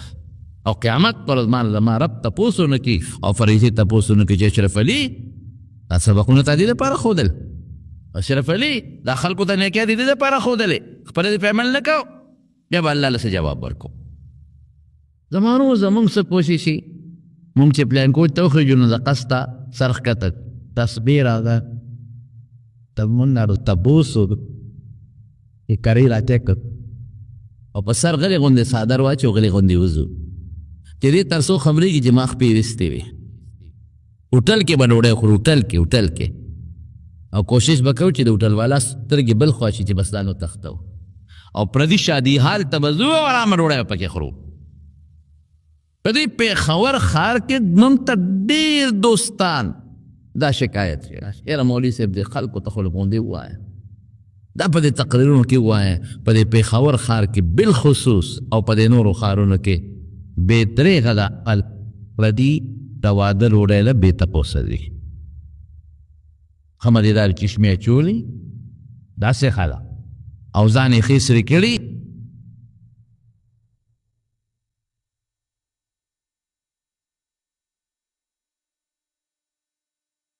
مټې وي او نه په تعلیحات هغه کو داسې شکل جوړ پرېږ غریب سړی چې وردین هغه ته تپوس کوي وروره کاټو خایا چا درته ویلېږي د چا میل مې دوله تپوس وکړي که نه د چا مې د درې په زړه چې وکړل نو به ویرېږي وکړ او هغه پې ځان یې سوی کړي چې ورمه نو دې بټې وایي هغه دی نو ته جي کرا پریکټس ده پولیټیکلی ټسټ دی د نه به څوک تپوس دی دی اونګه تار edad eti aras tambe la laptaka ila la primara ya dia pawai اګل بیل دا والی په خوله کې ور واچئ اخخ د شپې ښه کور خوشحالۍ ښه مزېدار چې ما خو په شادي حال کې پنځه شپږ قسمه روټۍ خوړله او دې خوړله خو قبر کې به یې د نه خدای تپوس کوي قیامت کې به یې د نه خدای تپوس زمونږ د خلکو سوچ دا دی خفه کېږو به نه زمونږ د خلکو نن سوچ دا دی چې موږ پردي جیب وو پردي مال وو پردي ځمکه وو پردي شوتل یوسو پردی پوله وو او دکاندار کوشش کوي چې ګاک وم او ګاک کوشش کوي چې دکاندار مې وو بس په دې کې ټوله دنیا تېره شوه او ناګانه ملک الموت راشي او ټایم دې پوره دی بس خبره خطا دا سوچ مولانا محمد منیر صاحب رحمت الله علیه د دارالعلوم دیوبند محتمم پاتې شوی ډېر کتاب بلې ډېره ټول دلې یو صفحه اتور پیسې ور د دارالعلوم دیوبند دپاره وله چا پیسې ور 300 روپۍ 300 روپۍ چا پیسې 3000 روپۍ چا پیسې ورکړې وی دا صاحب د دارالعلوم چنده ده 3000 روپۍ چنده چا ورکړه د مدرسې چنده ده هغه وی ډېره ښه ده چې په لار راته جیب ته غل وو پیسې لاړې غلطه جیب وو پیسې ختمې شوې اوس زما ورونو مسله د دین سره مسله دا ده چې تا سره امانت پیسې د چا پرتې وي او تا پکې خیانت او ټګي ونه کړه او ستا کوتاهي پکې نه وه او د نه روکې شوې نو ته ذمهوار نه یې هېڅ ذمهواري په تا نشته دکان دی د څه ورته وایي د ټیلر ماسټر څه ورته وایي درزي د درزي دکان دی او د خلکو جامې ورسره پرتې دي چې جوړو او د شپې اورو لګي دکان وسوځېد نو د هغه پکې څه کوتاهي نشته هېڅ هم نه نو دا دې ذمهوار د خلکو د جامو نه دی او که د خپله کوتاهي وه د ده کوتاهي څه وه اسري دې بله پاتې شوې ده او هغې اسري ګرمه شوه او د هغې نه دکان ته اور ولګېد بیا ذمهوار دی ما تاله کتاب درکړه چې ها ځه دې کتاب کې خپل سبق وایه وګورې په احتیاط یې ګوره ښه او بل چاله به نه ورکړې ته به پکې سبق وایې نو که دا کتاب تا نه روک شو یا اوشلید ضایع شو نو هېڅ ذمهداري در باندې نشته امانت دی خو که ما تا ته وایي ته به پکې سبق وایې بل څوک به نه وایي او دا کتاب چې ته یو بل زناور له ورکړه هغه زناور د کتاب باندې نه پوهېده هغه خراب که ویشلو نو ته بیا زما ذمهوار نو امانت کې چې څومره پورې امانتګر د خپل ځان نه څه زیاتې کمې نه کړې او دا امانت ضایع شو نو په ده د خدای له طرف نه او د بنده له طرف نه هېڅ ذمهداري نشته نو خو د مدرسې امانت پیسې وې 3000 او د دې غریب نه روکه شو غلط جیب و نو د شریعت مطابق په ایس ذمہ داری نشته سمدشته دې کور ته راغې او مدرسې ته سار لا نو چې ما نه خو پرون 3000 روپۍ چا راکړي دي د مدرسې دپاره خو ما نه غل ووالې نو یو نه پیسې قرضولې بل نه غرضولې او غریب دی او ساجز دی د خپلو بچو د ډوډۍ انتظام هم عاجز سره نشته د خپل ښځې د خوراک انتظام هم عاجز سره نشته او دې له لګیا دی یو نه قرض کوي بل نه قرضونه کوي نو استادانو ورته وي مفتیانو د مدرسې وایي صاحب دا څه قرضونه کوي وایي دغه 3000 روپۍ دي د مدرسې ما نه غل والي دی هغې له نو وایي ته خو صاحب عالم یې تا ته پته نشته چې امانت روک شي نو امانتګر ذمه دار نه دی مدرسې پیسې وي تا خو په قصد چېرته نه دي روکې کړی و تا نه خو غل والې نو تا په قصد خو نه دي روکې کړی نو تی ذمهوار نه په دنیا کې او نه په آخرت کې نو دومره دې په ځان بوج اچولی دی او ټینشن دی پریشاني ځان له کتلې ده چې د خلکو نه قرضونه ولکې هغه وایي ما ته دین مه ښایه دا مسله ما ته معلومه ده دا معلوم ما ته به دین نه ښایه دین دا ما ته معلوم دا مسله ښه ما ته معلومه ده ته به یې را به یو مو ته دا وایي تالی یو پتیهو او د فقاهت ته علاوه د معقولو د منقولو جامعالی نو هغه ته د دارالعلوم دیوبند استادان تړلي دا به ومني د بل چا نه او منقوم صاحب مولانا محمد مولي الله علیه نو هغه سره د ښځې د بچو د ډوډۍ ګزاره نه کېږي نو دې له به دا خرڅ کله کم نه بیا پوره کوي مولانا رشید احمد گنگوهی رحمت الله علیه ورته خط راولېږه محتمم صاحب ته وی حضرت ما کتابونه د فقه کتلی دي او مې کتل او تا نه دا پیسې غلوالی دي په لاره روکې شوي دي ته امین وې امانتګر وې نو د دې پیسو پتا هېڅ زمانه او تاوان نشته نو دې له مهرباني وکړه قرضونه ما اخله او د خدای په نیز باندې زه درته وایم چې کتابونو لیکلي دي چې د خدای په نیز هم پتا په آخرت کې او په قبر کې اسمه لابتیا نشته تا کوتاهي نه ده کړې نو لهذا ځان له بوج مه ورکوه بچو له بوج مه ورکوه او قرضونه مه کوه پتا د دې هېڅ قسمه څه تاوان نشته نو چې خط مولانا محمد منیر صاحب رحمت الله علیه ته راورسېده نو غصه شو او خط والا ته وایي چې مولانا رشید احمد گنگوهی صاحب ته ووایه چې تا دا دومره علم کړی دی او د فقه کتابونه دې ویلي دي دا دې ماله ویلي دي زور یې ماله شو دا دې ماله ویلي دي دا ټول دین دې ماله زده کړی دی پرېږدی دا 3000 به زه هر ځای رچي قرضې به کوم خو دا مدرسه کې داخل ولې څه پته لګي که قیامت پر ورځ ما نه الله تپوس وکړي یا 3000 روپۍ د مدرسې زه به یم الله تلجې کو ما خو په قصد نه روکې کړی دې کې تاسو پته کې ما ته وایه الله ما د ده په بګې بلې لاسه دې وکړه اوس جواب دی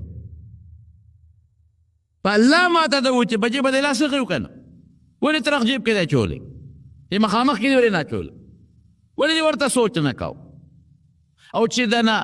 ساتلی دې نه شوې نو ولې دې مدرسې کې انده بل نه اخېسته نو مولانا رشید احمد صاحب ته وایه زما په ځای جواب به ته ورکې څوک به ورکوي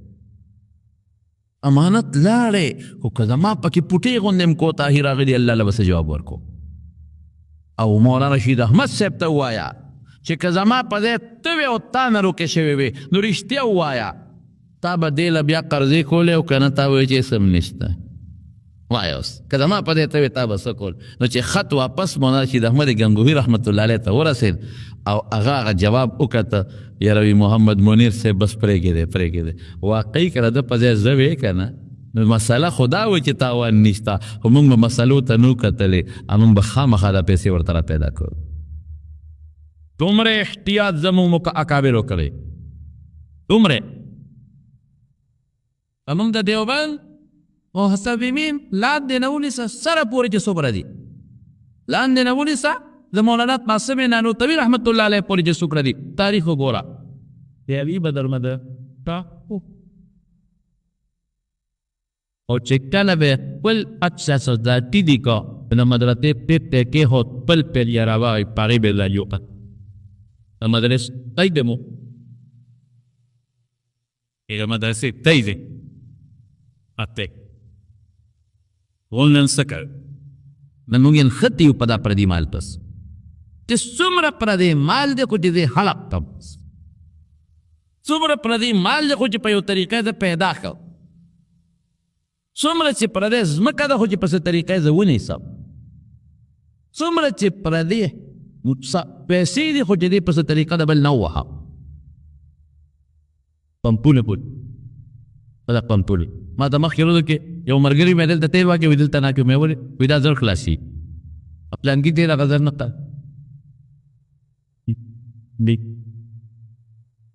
Den deriau sende beten be. Inji ges ورشته تنجي ګیر هلکه دا ولې دا ریټ ولې دا چې د سلو پورې نو دا جدا ریټ دی دا جدا دی او چې د دې نه زیات شي نو بیا دا ګیرونه بدلوي دا جنرالي دا ګیرونه بدلوي دا پریشر د سلو روپو اچي نو پریشر کمی ماشین داسې جوړ کړي نو چې 200 ته شي نو ماشین لږ تیز شي پریشر تیز شي نو چې 300 ته شي نو پریشر د هغې نه هم نور تیز شي الله اکبر یاره خدای بنده نو که د 200 روپو مزدور غلا وکړي نو ګناه ده خو محتاجه دی نو که د 500 روپو مزدور غلا وکړي نو بیا هم ګناه ده جرم دی جرم دی جرم دی خو بیا به مو وایي چې دا مړه غریب دی کیدای شي ښځه ورته ناجوړه پرته وي ګناه یې وکړه خو دا نو چې دا د کروڑونو روپو غلا کوي او دا د اربونو روپو والا غلا کوي رښتیا ووایه دنیا کې به څوک معاف کړي نه نو خدای به څه معاف کړي نن د خپل ملک پاکستان ته دی وګوره دا سال دی یعنی حیران بشي دلته هلته څه وایي وزیر اعظم غال بل څه وایي دا پلان کې غال غټ غټ غټ غټ په دې میډیا او په دې اخبارونو کې ګوره یو وایي هغه غل دی بل وایي هغه غل دی بل وایي دو والې بل وایي دو والې لږې نه ما ته بل ټریلیون روپۍ ټریلیون او میلیون اربونه ډالر اربونه پاکستان روپے میں نے کہا پیسے یاد ہے کہ روپے یاد ان کو کہتے روپے دو رہے لگے گی que lo pretare. چکلے گدے دا غریب کو بے غلاو کی خیرت خراب کو گترے بے اکڑی دا غریب کو غلاو کلا خیرت دان خراب قبر خراب کو خنوسی بے اکڑی دی غریب بغلاو کلا خیرت دان لخراب که خود دی بے اخری خدا بے اخری اے دا اربونو ڈالرو خواندانو تاسو چې دا اغلا کوي خیرتم خراب کدا چالا کوي الله اکبر چالا زوی لنا دا زمانو شتا نوسو لنا دا غیم شتا کلوسو لنا دا غیم شتا کودو لنا دا غیم شتا پردو لنا دا غیم شتا نو چالا کوي دا 1500 شوگر ملی چاله جوړه دا په لندن کې او دا په امریکا کې دا په فرانس کې اٹھلی اخلي دا چاله کې دا خدای ظالم په داشتري گزاره کېږي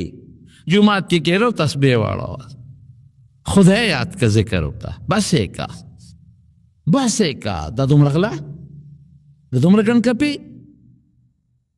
دا ټولې صوبې پیسې خوړل د ټول مرکز پیسې خوړل او د ټولې خزانې پیسې خوړل ته څه پې کوې دا پیسې به خورې دا پیسه خو څوک خوري نه که نه چې په ډېټ کې واچي په قاشوغه خوري دا پیسه خو څوک ځان ته په ځمکه نه اچي چې په سملي که نه دا پیسه خو څوک په تولی کې نه اچي چې په سملي دا خو څوک بلستر کې نه اچي چې زه یې واغوندم که نه دا به بینک کې پرته وي نو بینک کې تا له څه فایده ته به ترې مړ شي بینک کې پاتې شوه ته به هم نه شمېرلی شي نو د زامنو مشته د نوسو مشته د کړوسو مشته د نوسو نو دا هغه چاله ګټي چې د به نه به دی وویني او نه به یې دی وویني هغې له ګټي نو آخرت خرابوي نو دا هوښیار دی که دا طمقه زم چې دونه دې شوه چې د زامنو دې برابر شوه ځکه چې دا زوی سړي ته نار ناست نو دا پلار پرې خفه کېږي چې دا نوسۍ مور ته نار ناست نو دا نیکه پرې خفه کېږي نو بس ته تسبیح راوله او جومات کې کښېنه خدای یاد کوه قرآن راوله ذکر وکړه بس ایکا دا خدای بنده بس ایکا دا با اللہ تپوس کی قیامت پر از وڑا خبر ندا من طول دنیا پس انخطی آخرتی ہے آخرت کے بمن خدای لسا جواب ورکا رب العالمین چی قرآن شریف کے فرمائی وما للظالمین من نصیر دا ظالم اس قسمہ چویم التمن را غلی نصیر نکیرہ دا ظالم اس قسم امدادګری نشتا وما للظالمین من حمیم ولا شفیع یطاع مرګری نشتا دوست نشتا کنه مکوي ګوري نه د قبر کې څوک خلاصول شي د الله نه د ظلم کې تا کوم ظلم کړی او نه د قیامت کې خلاصول حتی رسول الله مبارک فرمایي چې په دنیا کې ښکرور څاروي په بېښکرو باندې عمله کړې ده نو د قیامت په ورځ به الله حق بېښکرو ته وایي راشه دا خپل انتقام دې واله نو څاروي به هم د یو بل نه بدلېلي هغه بېښکرو به راځي او هغه ښکرور به وایي او بدل به تلي الله به ورته وایي دا څاروي دا به حشر کېږي یا به د خاورې جوړې شي نو ظلم خدای نه پرېږدي او چې چا کړی دی په دنیا کې انجام یې ګوره امیہ حضرت بلال د امیہ غلام حضرت بلال او امیہ د مکې په کافرانو کې غټ کافرو او یو لوی سردارو او څونه ظلمونه به کول دا بلال رضی الله عنه غریب به بوته او په شګو به سنلو او په سینه به ولا ګدرنی تیږي کې خو دی د مکې ګرمي او بیا د غرمې ګرمي ډېر ګران کار دی وهه به ماشومانو له به ورکو چوکې به ورکوي وهه غریب بې څوکه نه رور شته نه پلار شته نه بچی شته نه تربور شته نه ماما شته نه ترور خاوند ته ایسې نشته د حبشې نه غریب راغلی او پردی غلام او دی برا ګیر کو باغې کې هغې کې به وي الله احد الله یکتا دی د خدای مثل نشته او راګیر به کو او به و دومره ظلم به کړی دی چې د هغې مثال نشته حضرت ابوبکر صدیق په لاره ته او دنه خلکو نخره جوړه کړې وه مسخره او تماشه ته خلکو جوړه کړې وه ځوانان او ماشومان پې نښتې دي ورپورې خاندي او د په چوکو په کوتکو په کاڼو او په ځمکو خپو نه یې راکاږي ابوبکر هغه امیه ورته ولاړ دی او خاندي ورته هلکه دا غلام خرڅی وی ته په څه کې په ده دغه ټول هم دغه احد چغې وایي نه د کار دی او نه د روزګار وی زه اخلم وی په څو خرڅوي په دې وی والا حضرت ابوبکر صدیق پیسې ورکړې او بلال یې په بیه واخیست قیمتي څومره وخت هغې خو به وو ظلمونه یې پرې کول لیکن د خدای په نس څومره قیمتي و بلال حضور پاک کې ته خبر شو او د بلال یې راوست ابوبکر نو بلال ورته څه وي ابوبکر ته ابوبکر ځان لرې اخیستم که خدای له که ځان لرې اخیستم نو ما ته ښایه ګړې را باندې سری چې دله سرو د کور خدمت را باندې کوې چې درته وکړم چې څه قسمه مزدوري وی ښایه چې درته وکړم که ځان لرې اخیستم او ابوبکر که د الله له اخیستم نو ما خدای پرېږده بس ما پرېږده زما خدای چې زه خپل خدای سره څه ګپ شپ ولګم زه خپل خدای راضي کړم نو که خدای له دې اخیستې نو ما غرب پرېږده وی ابا بلال وی ما ځان له نه اخیستې ما د خدای دپاره اخیستې زه آزاد یې چې رسول الله مبارک خبر شو قیمت ته یې ګوره د بلال نو حضور پاک فرمایي الله اکبر ابو بکر سیدنا و اعتق سیدنا ابو بکر زمونږ سردار دی او زمونږ سردار یې آزاد کړی دی زمونږ سردار یې آزاد کړ بلال ته سردار وی سردار د دواړو جهانو مبارک سردار ورته سردار وایي د دواړو جهانو سردار رسول الله مبارک د دواړو جهانو سردار په دواړو جهانو کې مشر دلته مشر د ټولو پیغمبرانو رسولانو نه زیات قیمتي او د قیامت په ورځ به ټول پیغمبران د دواړو جهانو مبارک سردار ته رجوع کوي سردار ښه بادشاه نه د دواړو جهانو بادشاه الله دی د دواړو جهانو بادشاه څوک دی الله دی او مشري خدای رسول الله مبارک دلته مور کړی ده هلته نور التم مشری ده نبی علیہ السلام فرمائی الانبیاء آدم فمن سواه تحت لواء یوم القیامت ټول پیغمبران آدم علیہ السلام نه 19 عیسی علیہ السلام پورې دا ټول به د قیامت پر ورځ زما د جنډې لاندې ولاړې دې ته سردار نه وایي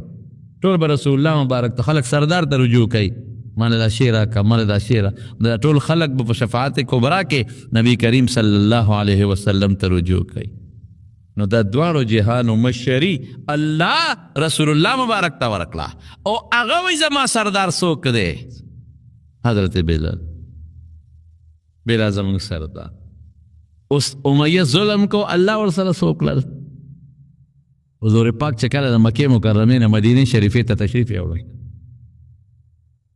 د دې مدینې د خلکو د مکې د خلکو یو بل سره د بازو خلکو دوستانې وي ځکه دلته یو سړی اوسېږي یو پېښور کې یو بل سره دوستانې نو هلته یو صحابي دی حضرت سعد رضی الله تعالی عنه الصحابي دی اوس ایمان یې راوړه په نبي علیه السلام د ده د دې امیه سره دوستانه وه نو چې دا امیه د بلال دا سردار دا کافر دا ظالم دی چې به کلم په جاهلیت کې مدینې ته لاړ نو سعد سره به دی رو او چې سعد به کله مکې ته راغی نو د امیه سره به دی رو دوستانه و دواړه تاجرانو نو چې حضور پاک مدینې ته تشریف یوړو نو سعد د زړو روایاتو مطابق راغی مکې مکرمې ته اوس خو حالت بدل دی اوس دی وخت کې امیه کافر سعد مسلمان مخکې خو دواړه کافران اوس مسلمان دی صحابي دی نو چې څنګه راغی امیه سره بیا زړو روایاتو مطابق دیره شو دا حضرت سعد دی امیه ته ویل ملګري داسې به وکړې چې ماله یو داسې وخت وګوره چې څوک پکې نه کې د بیت الله یو طواف ولې ځکه اوس تاسو د مکې خلک مونږ ته غوسه دي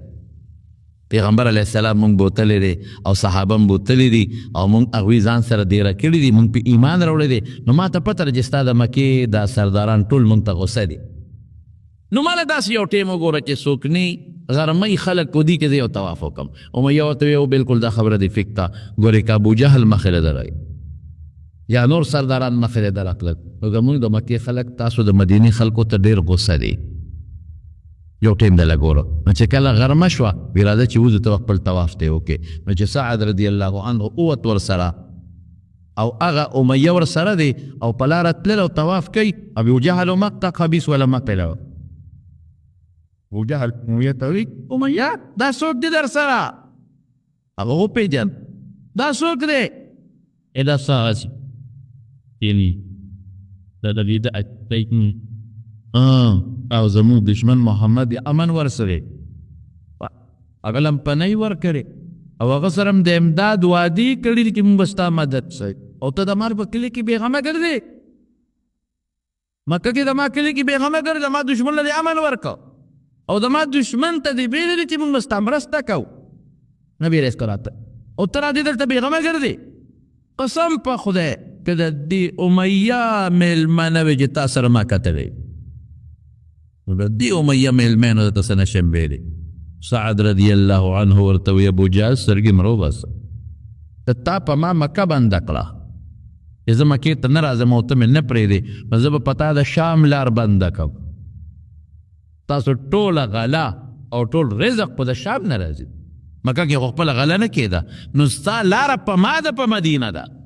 د مدینې په ګاونډ کې ستا لاره تېرېږي نو که دلته زه بند کړم در باندې داسې کار وکړم ځکه تا په ما دا بنده کړه دلته خو زه عبادت له راځم ما بس الله دې بند کړم نو په ما هېڅ ملامتیا نشته خو چې د شام لاره مې در باندې بنده کړه بچي او ښځې به یې د لوږې ټوپونه ووایي تا ستا لاره په ما ده دی کې امیه پوه شو چې دا خو زما مېلمه دی هلته مې ابوجهل سردار دی جل جوړ نشي نو امیه سعد ته وی سعد لږې خبرې په نرمۍ کوه ابوجهل زموږ سردار دی که نه ګوره ته خو مې مېلمه خو خو زموږ سردار دی لږې خبرې په نرمۍ کوه نو سعد دته غوسه شو چې زه ستا مېلمه یم نو ما دپاره هغه ته خبرې وکړه ابوجهل دا خو زما مېلمه دی ته زما په مېلمنو سترګې ولې راوباسې نو سعد د امیه ته قار شو د خپل دوست ته وی امیه ته خو غلی شه ستا متعلق رسول الله مبارک فرمایلی دي چې دې به موږ وجنو ستا متعلق خو یې دا ویلي وی کوم دی دلته مې وجنئ یا هر ځای کې چې یې ګیر کړه خو پرېږدي دی نه ستا متعلق خو یې بس فیصله کړې چې وجنو ته زما مرسته نه کېده ستا مېلمه او د خپل کلیوال مرسته کې دا خبره خو دلته ختمه شوه سعد مدینې ته واپس راغی خو چې امیه کور ته لاړ نو ښځې ته ویه ښه دی زما د یثرب د مدینې یثربي ورته وی هغه د سعد خبره خو دې نه ده اورېدلې وی څه وی وی ما ته یې وی چې محمد به تا وجني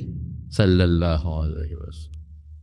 نو ما ورته وی دلته په مکه کې کوی پته راته نه لګي خو وی چې وجني ښځې قسم په خدای ګورې محمد چې ته دروغ نه دی ویلو صلی الله علیه وسلم اخو رښتیا خبرې کوي اخو چې ته په ژوند کې دروغ نه دی ویلی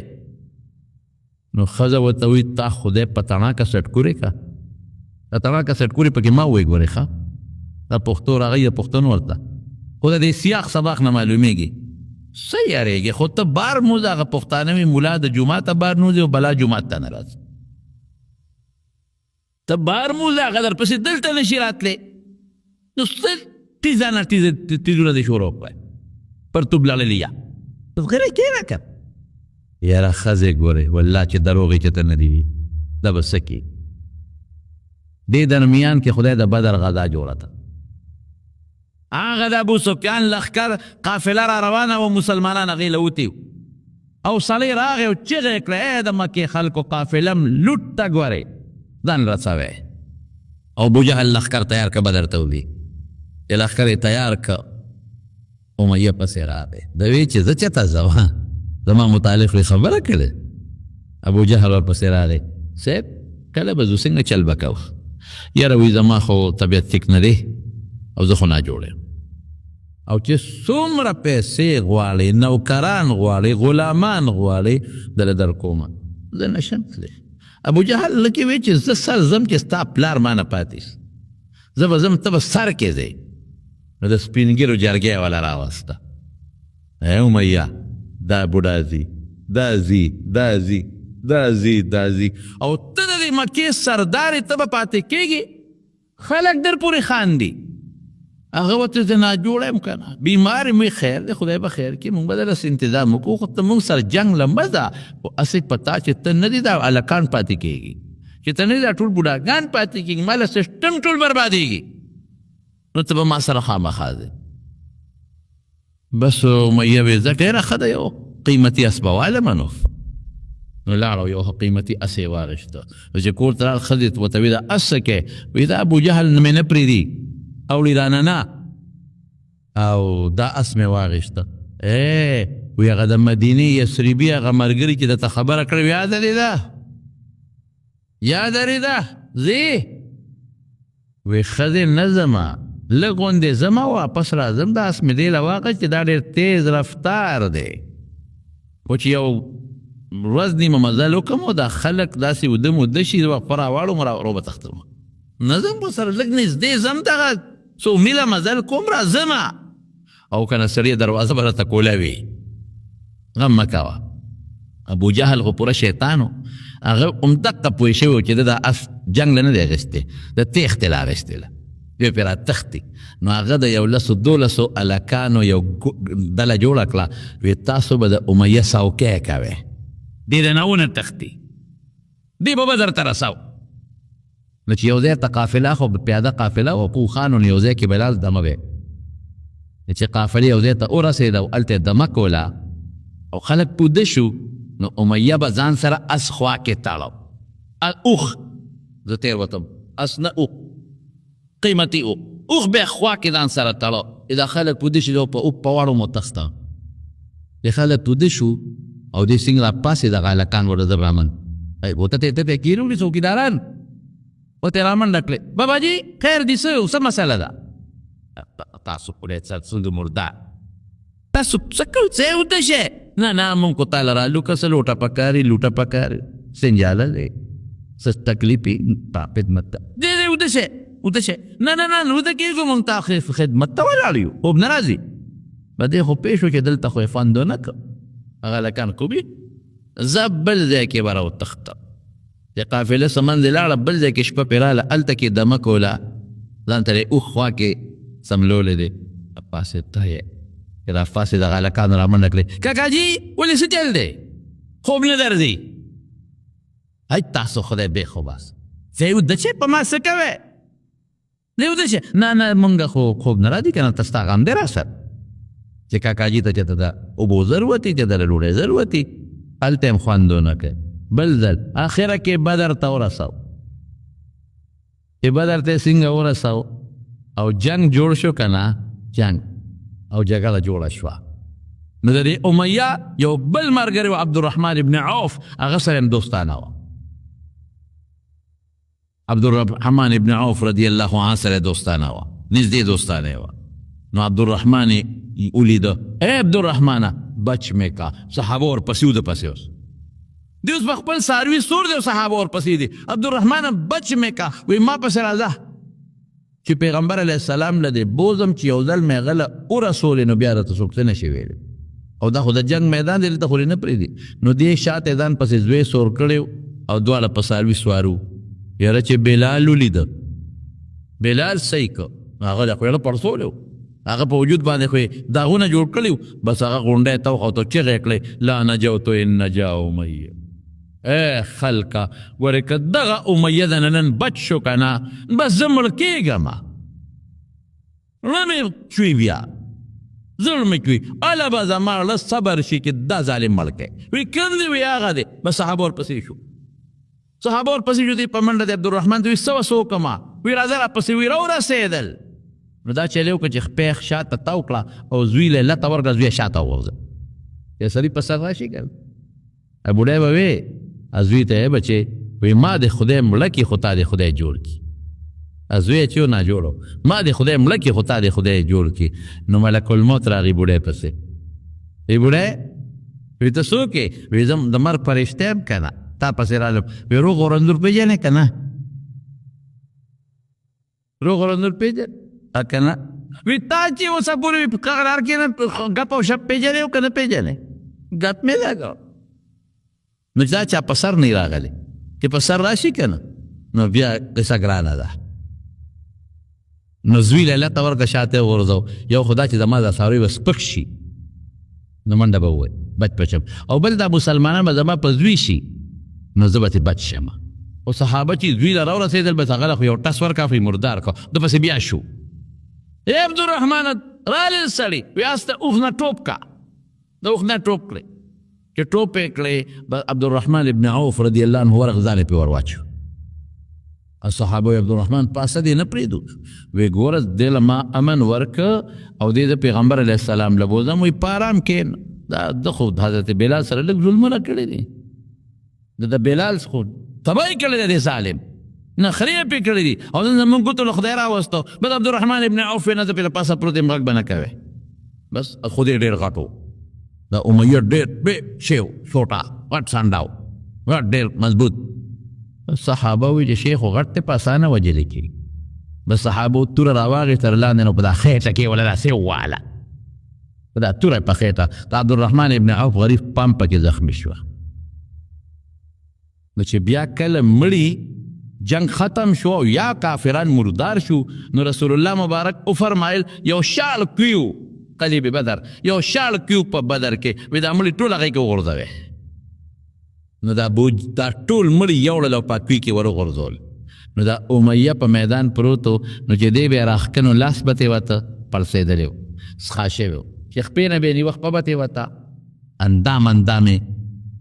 رجېدلی و څښا شوی و. نو حضور پاک ته چاوی دی بلا سره سوکو یو دقل ته پېښورې د پاسه ور واچوي نو په میدان یې پېښورې ور واچولې او په ځای یې پرېښول. ما للظالمین من حمیم ولا شفیع یطاع. نه دنیا کې خدای مدد کوي او نه په آخرت کې الله. آیات خدا آخرت متعلق دی په دنیا کې هم الله مدد نه کوي. ظلم خطرناک شی نو خدای دې تاسو هم د ظلم نه ساتو. ظلم به نه کوو. ظلم تیری دی د قیامت پر ورځ. انسان خو څه رسول الله مبارک فرمایي وی قیامت راته الله وښو او په قیامت کې مې دوزخ ولیده او په دوزخ کې مې یو ښځه ولیده چې پیشو پې چکونه لګول. پیشو نو ما تپوس وکړه چې دا پیشو پې ولې چکونه لګي وی دې ښځې پیشو ساتلې وه او تړلې وه نه خوراک ورکه او نه پرېښوده چې ځان له خپله څه ښکار مارو کړي. نو هغه پیشو پکې الله راونیول او دوزخ ته یې ورغورځول او په دوزخ کې پی پیشو لګیا د چکونه لګی. رسول الله مبارک فرمایي په څاروو حیواناتو باندې ولې ظلم نه کوئ او زیاتې به نه کوئ. بې ځایه به په چا ظلم نه کوئ. په انسان خو څه کوې په حیوان به هم نه کوې. او که ته وایې چې مړه زه خو زه یم ما نه څوک تپوس کولی شي بېشک تا نه به په دنیا کې څوک تپوس ونه کړي لیکن خدای دې نه کولی شي. دنیا کې هم نه کولی شي په قبر کې هم نه کولی شي په ځنکدن کې هم نه کولی شي او په آخرت کې هم نه کولی شي. زمارونو نه به چا سره ذاتي بد کوي نه به د چا مال ته نقصان رسوي نه به د چا عزت ته نقصان رسوي نه به د چا بچو ته نقصان رسوي. په خبره پوهېږې که نه او چې کم زمیدار سړی دی هغه خپل کوشش کوي چې هغه هم دا مال چې د پټي خرڅوي چې بل مخلوق سره ظلم ونه کړي زیاتې ونه کړي او که کم دکاندار دی هغه هم کوشش کوي چې چا سره ظلم ونه کړم چې کمه سودا ورنه کړم زیات وانه خلم د 1 نمبر په ځای 2 نمبر ورنه کړم او د مسلمان د پیسه بې ځایه هړپ نه کړم او چې کم افسر دی هغه د لاندې ما تحت چې کم د هغه د لاس لاندې هغې سره به ظلم نه کوي زیاتې به نه کوي رشوتونه به ترې نه غواړي چې را پیدا کې ځان لم پیدا کې او مال هم پیدا کې او چې کم لاندې بابو دی او یا کلاس پاور دی هغه هم ظلم نه کوي ډیوټي باندې حرامه نه کړي هغه به هم زیاتې نه کوي د خپل افسر به مني خبره د هغه تابعداري به کوي او هغه سره به ښه ژوند تېروي او دا دواړه به وخت هم نه ضایع کوي چې کم ټیم ستا د نوکرۍ د ته پې تنخوا اخلي پوره ډیوټي به کوې په هغه ټیم کې زیاتې به نه کوې دا ټول کدی کې تا مخکې وروسته وکړل دی د ظلم ویلې کېږي زیاتې ورته ویلې کېږي الله خفه کېږي کائنات خفه کېږي او په دې باندې الله په مخلوق ورې په دنیا کې مذاب رالیږي رب العالمین دې موږ د ظلم نه وساتي الله که زمونږ د لاس نه زمونږ د خولې نه زمونږ د خپو نه اندامونو نه که چېرته مخلوق ته ضرر رسېدلی نو خدای مونږ کمزور یو خدای مونږ هم وبخي هغې هم وبخي